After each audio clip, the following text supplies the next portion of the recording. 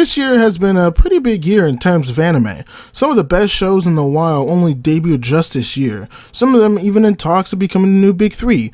We got huge announcements for 2020, and of course, some of the best animated shows in a long time, probably even ever, came out. But of course, everyone has their best and their worst, and I am going to give my top 5 personal best and top 5 personal worst. So, without further ado, let's kick it into gear.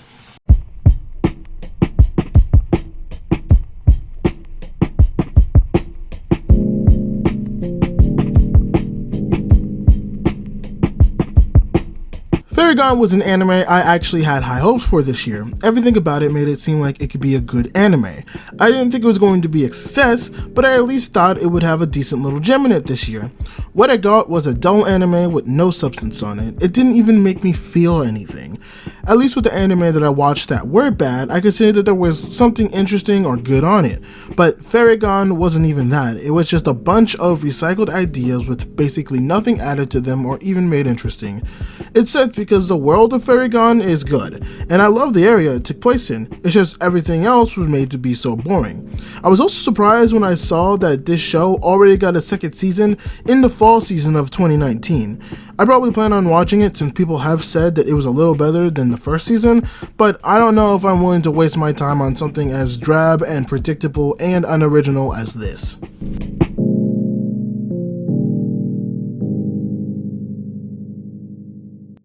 On the opposite side of things, Fire Force is an anime I was very excited for, and it blew my expectations away. While it did have its problems along the way, the show did nothing but impress me and quite a lot of people in the community. For an anime that only uses one element as their basis for their magical system, they can get quite creative with the way they use their fire and very different techniques that the fire can use. And the first opening is a flawless opening. I played that song so many times it was stuck in my head for months. For all the good that came out for this show, of course, I had to give it my number 5.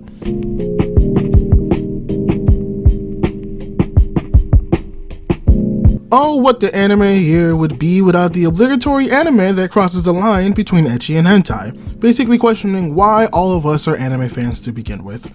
Alright, let's get this out of the way. This show is trash and is just smutty and immoral show that caters to a specific audience that personally, I don't know if I would ever want to meet in person. If you really want to go out your way to watch this show, watch at your own risk because God knows you're going to need some holy water to cleanse your soul. That's all I'm going to say about it. That's all I'm going to talk about it. Next topic.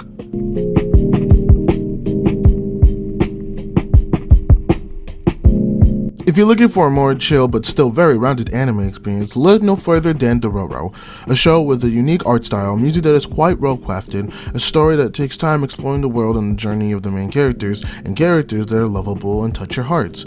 I'm really disappointed it took me till the end of the year to start watching the show, but I have no regrets on watching it whatsoever.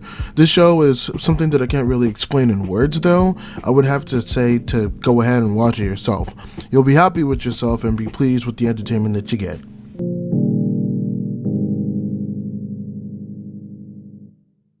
Alright, this one is just a copy C, copy V from the last entry. I'm not going to talk about this one. If you want to hear my opinions on this one, go rewind and listen to the previous entry.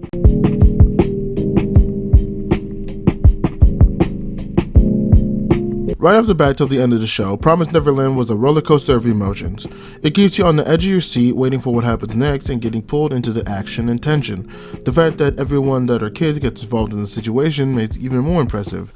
And really considerate how they write the kids of the story. They don't just make them snot-nosed kids who just get lucky because they're kids. They're made to be quite smart. There's also a ton of heart-wrenching moments that will get you choked up and emotional. They know how to play with your heartstrings like a violin. If any time of the day you want to watch a really good anime, Promised Neverland should be a must.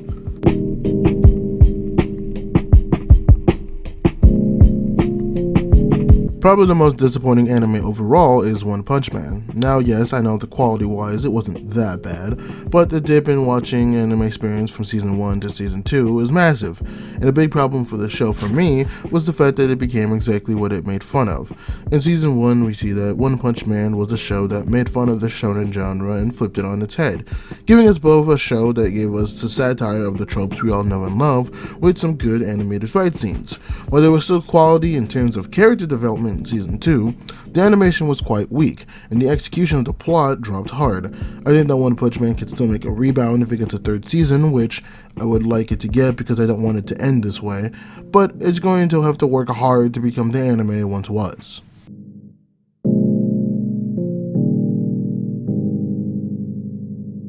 Never would I have thought that in a million years that this was going to be the direction that Attack on Titan was going in. But it is, and oh my god, is it beautiful. Attack on Titan Season 3 Part 2 was so satisfying all around. They pulled triggers on things that many anime wouldn't even dream of doing. They paid off so many things, and it gave us probably one of the most emotional scenes that I have seen in a while, and made it feel like the decisions they made affected the world throughout the series. I also think that Attack on Titan has one of the best world building of any show I have ever seen. The final scene with the characters is both one of glory and one of dread, something that I can't see many people even getting right. I can't wait for the final season because everything will be ending and we can only imagine in what way they're going to end.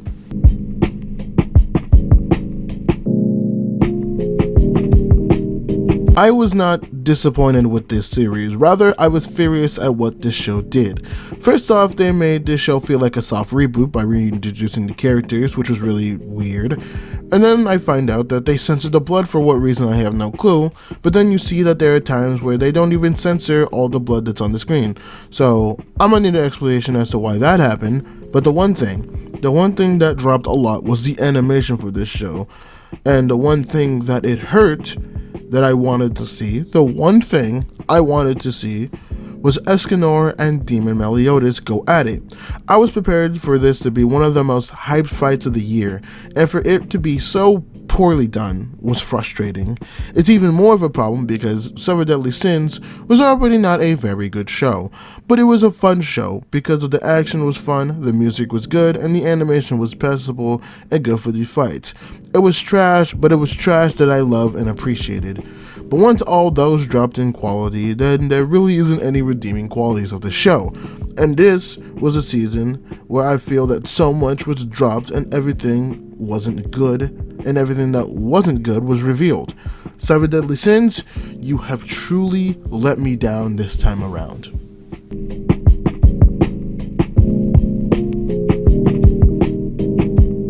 Do I even need to say anything about this anime? This show speaks for itself when it comes to the impressiveness that the show brings. The story is so well told and paced, it's so perfect, it's one of the smoothest stories to tell. The music is like sex with my eardrums. The characters are some of my favorite in all of anime, plus Nezuko is such a cutie. And don't even get me started on the animation. One of the best blends of hand-drawn and CGI animation. The magic animation is so good. The character models are fantastic. The eye design is one of my favorite things in the entire show, and it all encompasses all in episode 19. Now, I don't know if I agree with the community when it's given the best animation of the decade, but there's definitely a very strong argument to give for this show. But can I say nothing wrong about this anime? Nothing in this year has even come close to what Demon Slayer has brought to the table this year, and it definitely deserves to be number one on my list and number one anime of the year. And that's going to do it for this video. Thank you guys so much for watching. Let me know what you think of the list in the comments down below. And also let me know what you liked or disliked about the 2019 anime year. You can also follow me on my social media. Check out my podcast, my music, and my blog. All of those will be in the description down below. Thank you all again for watching, and I hope all of you have a wonderful 2020.